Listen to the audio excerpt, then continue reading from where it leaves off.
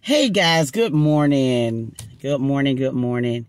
I just wanted to share this. For the last couple of weeks, God has been doing some amazing things. I'm telling you. And I want to share this, that even 2 states over, when God have an appointment and an assignment for you to reach other people, you're not going to miss them. He will put them in your face, okay? So on yesterday, I had an appointment in Macon, a doctor's appointment. And on today, I had another doctor's appointment in Macon and in the same vicinity. But today I got here, and yesterday I just can't even explain what God did, even though yesterday, even at a restaurant, I'm telling you. Oh God, he woos me and he blows my mind. And that's why I encourage people. There is more work to be done, and there is more ministry in the streets and in the marketplace than there could ever be in the church. You better hear me. You're not going to limit me to the church, you know.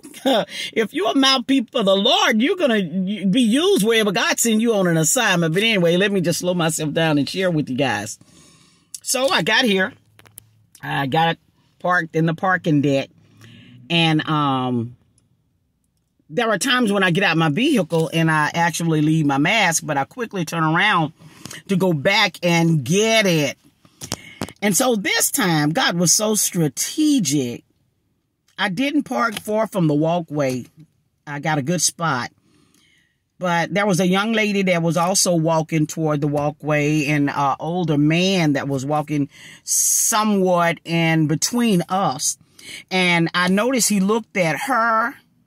And I saw this look on his face. Then he looked at me, and I looked at him, and I said, "Are you okay?" I said, "You forgot your mask." And he said, "Yes, I did." And I could tell this man, y'all, was in excruciating pain. I could see it all over his face. And so I said, "Sir, where are you parked?" And he said, "I'm parked way over on the other side of the parking deck." And I said, "No problem." I said, "My vehicle is right here." I said, "Let me get you one." I said, "I have extra masks." I said, I'll get you one from out of my vehicle." So he kind of walked back with me to get the mask, and I gave it to him, and he said, "My God," he said, "that's just how good God is." I said, "Sir, yes, he is. That's just how good God is." And it actually, that opened up our conversation right there. I'm telling you, when God give that open door, honey, you break it down. And I said, "He always take care of his children." And he said, "Yes, he does." And I'm not the type of person that will ask people questions. I feel like if you've been assigned to that person at that time, the Holy Ghost will reveal to you what it is that's going on with them. And sure enough, I gave him the mask, and I said, "Look how God took care of you." I said, have a great day." I said, "And I pray your appointment goes well." And these are the words he said. He told me his name, y'all. I'm telling you. He told me his name. His name, Mr. Roberts. Mr. Robert. I won't give his last name because that's not important to y'all. That I have to do what had to be done then. And he began to tell me that he was going to get prepped for a back surgery, for actual back surgery. And I said, "Do you trust God?" And he said, "I do, ma'am." He said, "I do." He said, "This is just a test that I got to go through." And he said, "And I just believe that God is going to do what he needs to do, in the midst of this process." I said, "Well, listen at you, you know," and, we kind of just conversed going on to the walkway and stuff, you know, and I prayed for him, you know, and knowing that the man was already in pain, I didn't have to pray all day. I just had to come in agreement with him in faith, you know, for the Lord to, guide the hands of the surgeons, you know, and touch his body, even in the midst of the processing, you know, that healing would come forth. And I'm telling you, God is so amazing. Now, mind you, I went on to my doctor's appointment just jolly and full of life, you know, and stuff. And even, y'all, you know, sometimes you just don't know what other people see on you. And one man even said, he said, my God, he said, if everybody would come in here that's full of life like you. And I need to ask the question, you know, are we walking around as Christians with lemons in our mouth, or everything is bitter? Is life bittersweet when you wake up in the morning? I dare not complain. I don't care if I'm in pain. I will dare not complain. Are you hearing me? Because God has truly been good to us every time we open our eyes in the morning. That's another blessing. If God don't do anything else for us throughout the day, it's really okay, but we already know he will. Oh, God. When I tell you I've been blessed today. So anyway, went into my doctor's office, got on in 1, 2, 3. Y'all, I've never been to an appointment here lately. And I went in there from 3 to 5 minutes. By the time they took my blood pressure, took my temp and all of that, doctor came in, I was out. But I had to get out in that time. Listen. To come back to the walkway, headed back to the parking deck, and meet a young lady that was struggling on a cane. Y'all hear me? Good God Almighty. Pay attention. Pay attention. She was struggling, trying to get a purse, trying to get the mask on, trying to get the cane together. She was just struggling, trying to juggle everything, and I stopped. Saints of God,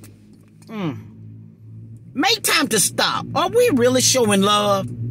Are we really showing godly love? Yesterday on my appointment, my nurse practitioner, she started just kind of sharing out of the blue. And I'm telling you, for the last few days, God has really been blowing my mind. You know, he's been really showing me that he's God, bam, right in my face. And so she began to talk about how we're living in a time to where people don't have any respect for each other. People don't have any respect for anything.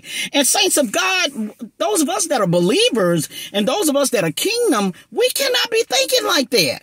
We cannot be thinking like that. And I just begin to share with her, you know, we are in a different era. We are in a different time. So even when we see those that are not showing love, even when we see those other people that don't have respect for others, we still gotta do what's required of us. We still gotta do what's required of us. I don't care how somebody come at me in such a way. It's not gonna change, Ramona Franklin. I will not, and I refuse to let it and how somebody else feel or how somebody else's day is going to change my day, you know, to stop me from loving. I refuse to. I just refuse to. So anyway, coming back to the parking deck. This young lady, once again, there she was in pain, struggling, trying to get across the street. So are we really paying attention to try to help somebody else? Or are we just so busy with our own life and with our own destination that we don't see what God need us to see in the midst of getting to our destination? There is somebody out there that's waiting on you to pass by. God help me today. So will you be the good Samaritan? Will you be that person to reach out and give a helping hand? Come on, y'all. People are hurting and they already broken and they don't feel like they're loved.